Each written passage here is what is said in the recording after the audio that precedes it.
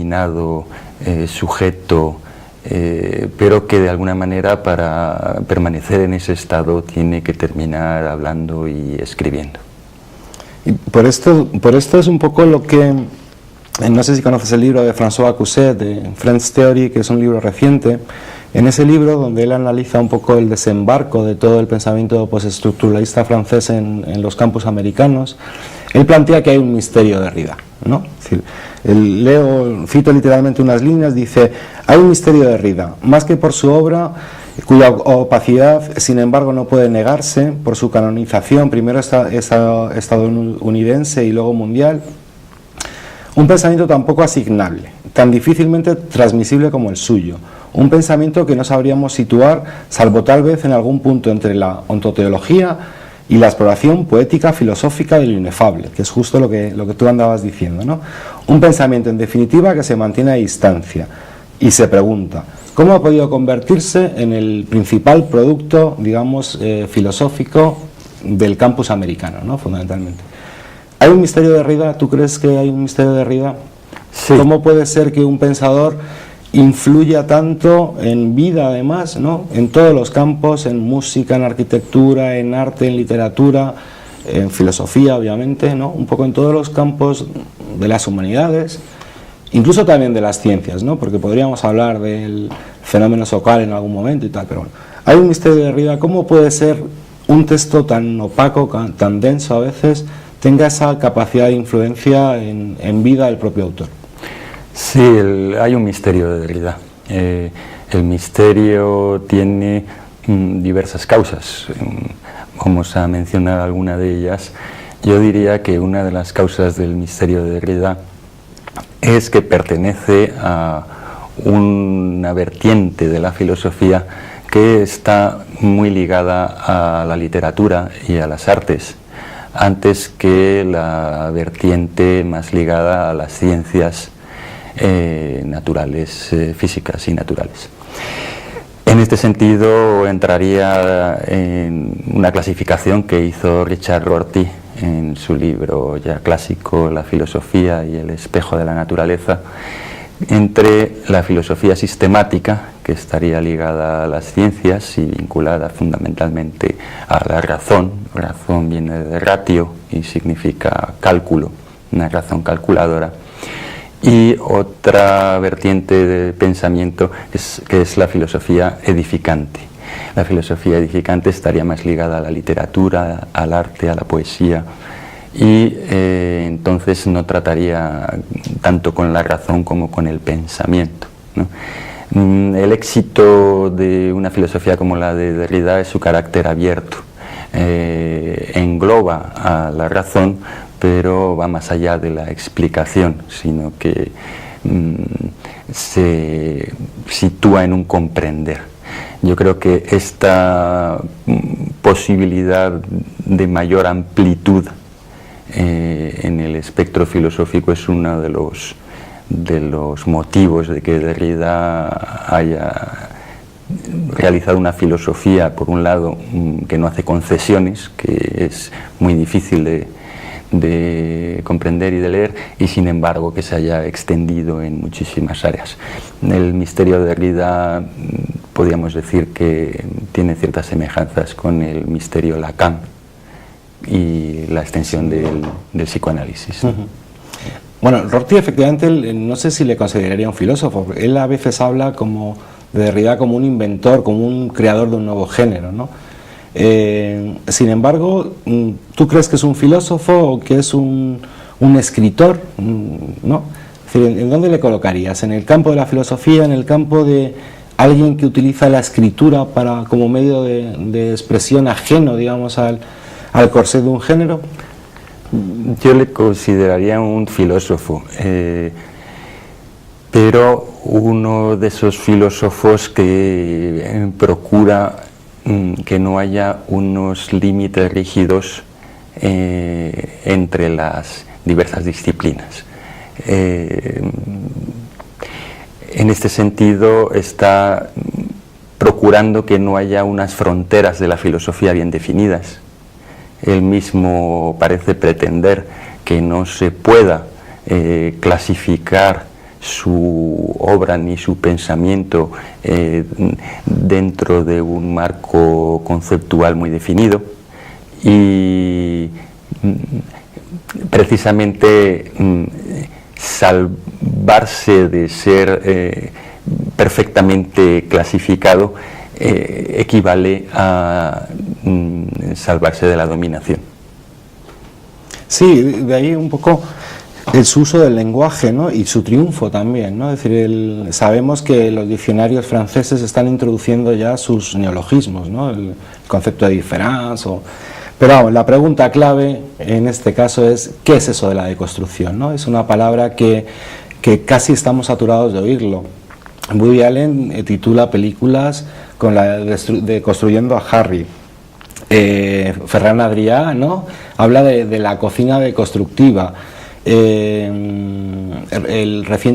año pasado o así, José Luis San Pedro, que es un periodista científico del País, publicaba también un libro diciendo deconstruyendo a Darwin. ¿Qué es eso de la deconstrucción? ¿Se puede explicar sencillamente? Sí, yo precisamente una de las labores que me gusta hacer en filosofía es mostrar que los discursos filosóficos, aunque tienen un vocabulario muchas veces técnico o forjado por los pensadores y que suele ser difícil y peculiar, sin embargo transmiten cosas que se pueden simplificar. Si mi madre, que no tiene nada que ver con la filosofía, me preguntase, hijo mío, ¿qué es esto de la deconstrucción? Pues entonces yo le diría, mira mamá, la deconstrucción es una forma de pensar y además una forma de hacer que se ha inventado un señor francés, que consiste en desarmar, desmontar un montaje, desmontar un montaje, valga la redundancia, y luego volverlo a montar de diferente manera. El ejemplo que se puede dar es cuando deshaces una radio, ¿no? Si tú deshaces una radio, sobre todo si no eres técnico en electrónica, pues cuando intentas volverla a montar, lo que te ocurre es que te sobran piezas. Y es que no tenemos que desmontar una radio y volverla a montar tal y como estaba. Lo que propone Derrida es desmontar una radio y con las piezas de la radio montar otra cosa, un instrumento musical. Esto tiene un sentido político, pero también entiendo que, creo yo que puede tener un uso político, pero ¿cuál es realmente la finalidad de ese proceso deconstructivo? Es decir, ¿para qué queremos desmontar y construir otra cosa? ¿Por qué hay que desmontar en primer lugar? ¿Por qué hay que desmontar la tradición filosófica fundamentalmente, ¿no? Imagino que es lo que hace Derrida. ¿Hay que desmontar la tradición filosófica para producir más tradición o para acabar con ella o para, en fin, dedicarnos a otra cosa? La tarea de desmontar la tradición filosófica proviene de una corriente de filosofía que surge como crítica, en parte como crítica de la modernidad. La posmodernidad tiene asignada la tarea de realizar una crítica y un desmontaje de los errores contenidos en la modernidad. No solo eso, porque se podría decir que Derrida pertenece a un elenco de pensadores en los que no solo habría la situación de ser una conciencia crítica de la modernidad, sino incluso una enmienda a la totalidad. Una enmienda a la totalidad significaría que se tendrían que empezar a realizar las cosas sobre distintas bases y con nuevos principios. Eso es muy difícil porque la tradición pesa y es muy larga. Y en ese empeño yo creo que tanto Derrida como los pensadores de su generación se volcaron en esa labor. En esa tarea. Y ese es el sentido político fundamentalmente, ¿no? Hemos visto un poco en el documental que Derrida entiende la filosofía como un riesgo, que es ese riesgo de dirigirse al otro e intentando evitar pues, las formas de perversión, de corrupción, ¿no? Tu trabajo en filosofía, independientemente ya un poco de tu conocimiento de Derrida, se ha centrado mucho en filosofía política, ¿no? Un poco también asumiendo un riesgo de pensar la política, no sé cómo se puede pensar la política ahora, ¿no? Más allá un poco de la crisis ideológica, de la quiebra de las utopías y sobre todo además con la dificultad que parece conllevar en estos momentos pasar de la teoría a la praxis, pasar de la teoría a la acción. ¿Cómo entiendes tú un poco la filosofía política y qué se puede hacer hoy en el campo del pensamiento para que, bueno, pues para ir a mejor, imagino, ¿no? Para que las cosas cambien a mejor, que en gran medida creo que era la pretensión de Derrida también, ¿no? La filosofía política actualmente pues está, por un lado, un tanto devaluada, ya que los parámetros clásicos parecen insuficientes. También entonces la innovación y la creatividad en el terreno de la filosofía política ha sido muy bien recibido. Resulta que otro de los motivos de que Derrida y la deconstrucción haya tenido tanta extensión en los campus universitarios es que a partir de su trabajo se encuentran herramientas con las que se pueden trabajar y tratar, comprender y actuar en fenómenos completamente nuevos. Pero muy locales, ¿no? Es decir, todas las políticas de identidad, todas esas luchas un poco que ha abierto el pensamiento de Derrida, no sé, pues del feminismo, un poco esas políticas de identidad, parece que no conmueven las cosas, ¿no? Es pronto para también saber el nivel de conmoción de cosas que sí, opera o está operando. Yo creo que sí conmueven las cosas, es decir, habría que poner también ciertos ejemplos muy claros de cómo Derrida él mismo ha sido un pensador comprometido. Participó en el fin del apartheid en Sudáfrica y en la Comisión de la Verdad.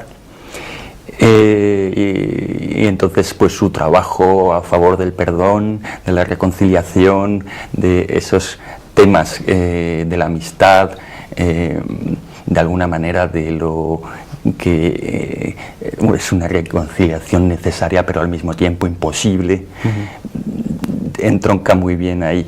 También saber leer a Derrida en clave política consistiría en decir, por ejemplo,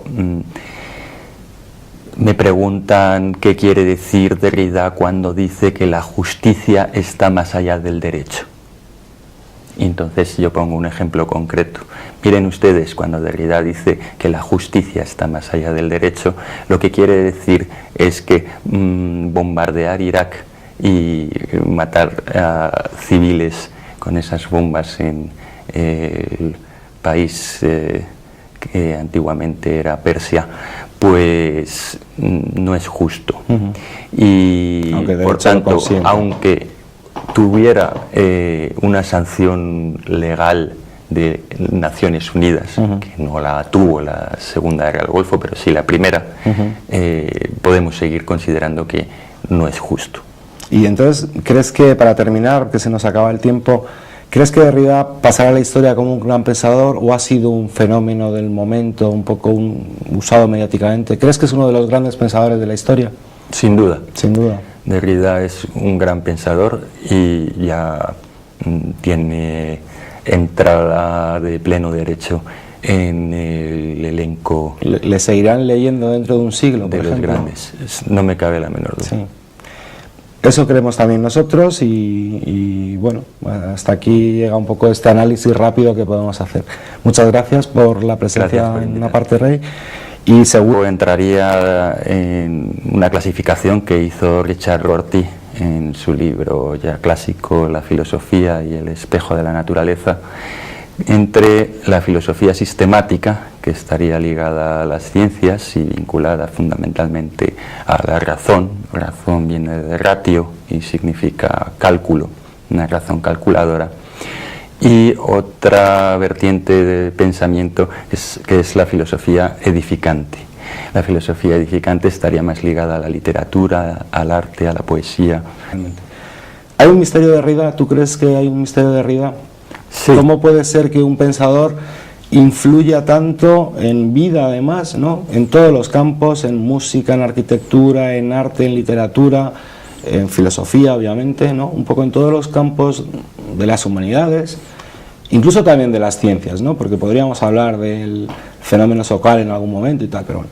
Hay un misterio de Derrida. ¿Cómo puede ser un texto tan opaco, tan denso a veces, tenga esa capacidad de influencia en vida del propio autor? Opacidad, sin embargo, no puede negarse por su canonización, primero estadounidense y luego mundial. Un pensamiento tan poco asignable, tan difícilmente transmisible como el suyo. Un pensamiento que no sabríamos situar, salvo tal vez en algún punto entre la ontoteología y la exploración poética filosófica de lo inefable, que es justo lo que tú andabas diciendo, ¿no? Un pensamiento, en definitiva, que se mantiene a distancia y se pregunta: ¿cómo ha podido convertirse en el principal producto, digamos, filosófico del campus americano, ¿no? Fundamentalmente. Sí, hay un misterio de Derrida.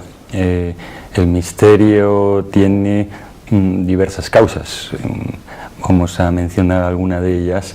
Yo diría que una de las causas del misterio de Derrida es que pertenece a una vertiente de la filosofía que está muy ligada a la literatura y a las artes, antes que la vertiente más ligada a las ciencias naturales, físicas y naturales. En este sentido, sujeto, pero que de alguna manera para permanecer en ese estado tiene que terminar hablando y escribiendo. Y por esto es un poco lo que, no sé si conoces el libro de François Cousset, de Friends Theory, que es un libro reciente. En ese libro, donde él analiza un poco el desembarco de todo el pensamiento postestructuralista francés en los campus americanos, él plantea que hay un misterio de Derrida, ¿no? Es decir, cito literalmente unas líneas, dice: hay un misterio de Derrida, más que por su obra, cuya